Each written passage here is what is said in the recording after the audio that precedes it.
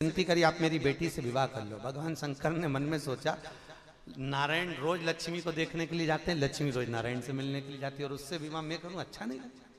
भगवान विष्णु का प्रस्ताव ख्याति देवी के सामने शिव जी ने रख दिया कि आप लक्ष्मी का विवाह नारायण से कर दो। ख्याति देवी मान गई, पर ख्याति देवी को तो मान गई, पर लक्ष्मी की बड़ी बहन जो थी ज्येष्ठा दरिद्रता, वो सबसे ज्यादा प्रेम करती थी भगवान विष्णु से, सबसे ज्यादा।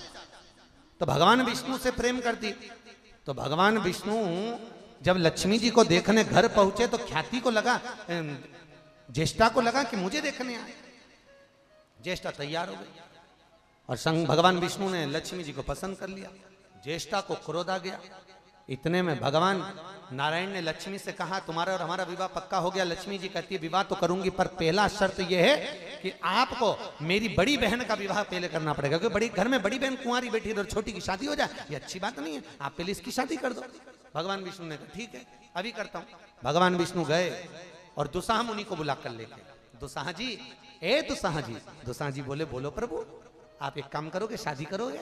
भगवान बोले मैं तो तपस्वी, मैं मुनि, मैं संत, मैं साधु, मेरे को विवाह नहीं करना। अरे इतनी सुंदर कन्या है, इतनी सुंदर, लक्ष्मी से भी ज्यादा सुंदर, दरिद्रता थी भी बड़ी सुंदर, लक्ष्मी से भी सुंदर, फिर तो कर लूंगा। दुसा मुनि बोले ठीक है, दोनों की शादी करा दी। अब दुसा मुनि और ज्येष्ठा देवी की शादी कराई।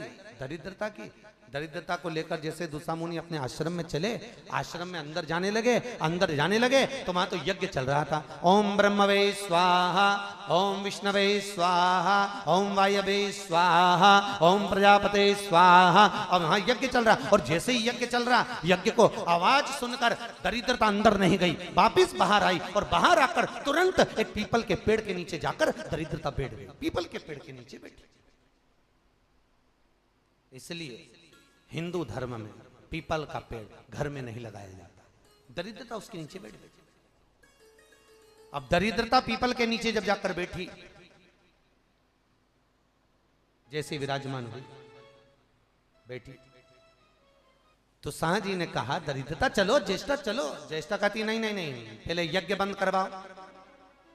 दरिद्रता वहां जाती है जहां यज्ञ नहीं होता, पूजन नहीं होती, पाठ नहीं होता, मंत्र जाप नहीं होता, दान पुण्य नहीं होता, भगवान को दिया बत्ती नहीं लगा जाती, वहां दरिद्रता जाती है। पहले ये बंद करवा। दुसा मुनि बड़े परेशान हो गए, क्या करें। अब दरिद्रता पीपल के पेड़ के नीचे बैठी, इतने में लक्ष्मी जी ने नारायण से कहा मेरी बहन की शादी हो गई, अपन दोनों की भी हो गई, चलो बहुत दिन हो गए मिलने चलते हैं। चल भगवान विष्णु आए, और भगवान विष्णु पहुंचे जैसे आप किसी के यहां मिलने जाओगे तो कुछ लेकर जाओगे कि नहीं जाओगे? लक्ष्मी और नारायण मिठाई लेकर चले, और जैसे ही मिठाई दी दरिद्रता को, दरिद्रता ने पूछा लक्ष्मी क्या लेकर आई है, क्या लाई है तू, क्या लेकर आई है? लक्ष्मी जी कहती हैं मैं तेरे लिए लेकर आई, तू लेना ले। जो डब्बा खोला उसमें मिठाई थी। मिठाई को देखकर दरिद्रता ने उठाकर फेंक दिया। शर्म नहीं आती तेरे को? मेरे लिए लाई तो मिठाई लेकर आई है, तुझे मालूम नहीं मुझे क्या पसंद है? लक्ष्मी कहती है मैं जानती हूं तेरे को खट्टा और तीखा पसंद है, पर मैंने सोचा तेरा विवाह हो गया है इसलिए तुझे मिठाई अच्छी लगेगी। ए लक्ष्मी, तुम मूर्ख हो जैसी बात करी है, मुझे जो पसंद है वो लेकर आना था, क्यों लेकर आई तू ये? मुझे नहीं खाना, फेंक दिया डब्बे को। आज भी हिंदू धर्म की रीति है, घर के दरवाजे पर नींबू मिर्ची बांधा जाता है, दुकान के बाहर नींबू मिर्ची बांधा जाता है। दुनिया के लोगों से पूछो ये नींबू मिर्ची क्यों बांधते हो, तो कहते हैं नजर से बचाने के लिए।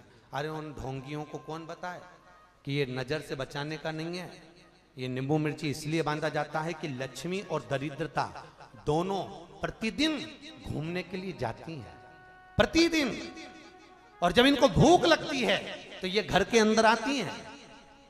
तो मिठाई फ्रिज के अंदर रखी जाती है, नींबू मिर्ची दरवाजे पर बांधा जाता है। क्यों?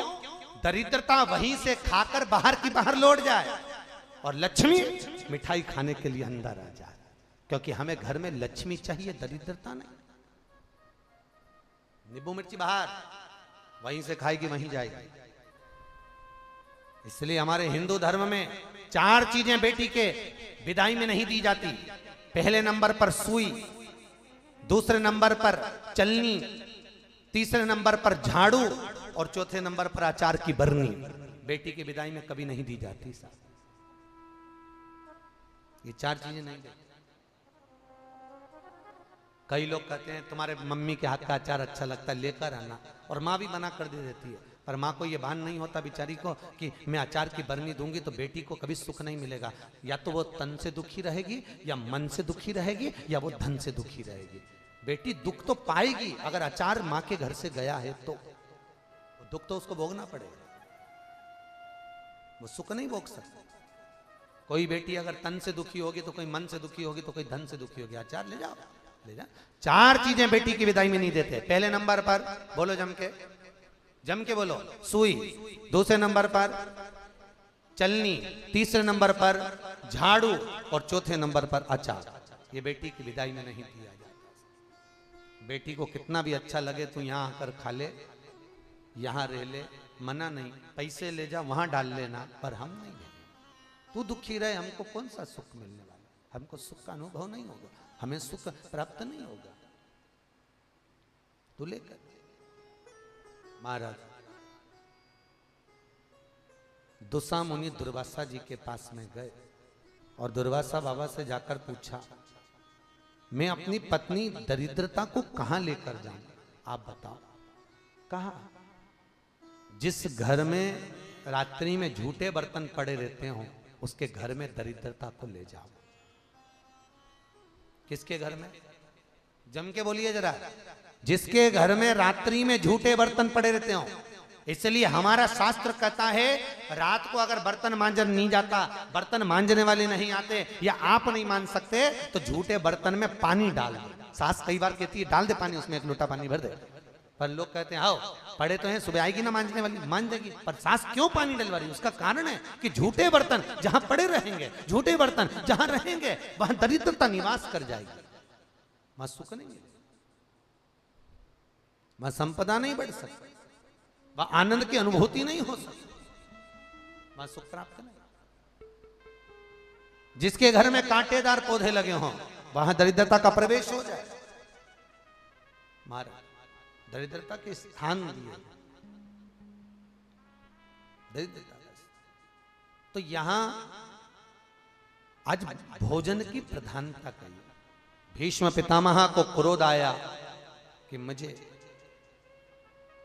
यह कल मर जाएगा, क्योंकि अन्न का असर है, आप जैसा पाएंगे वैसा सुख भोग पाएंगे। किसी मंदिर में जाओ, चरणामत अवश्य लो। क्या लेना चाहिए? जम के बोलो, चरणामत।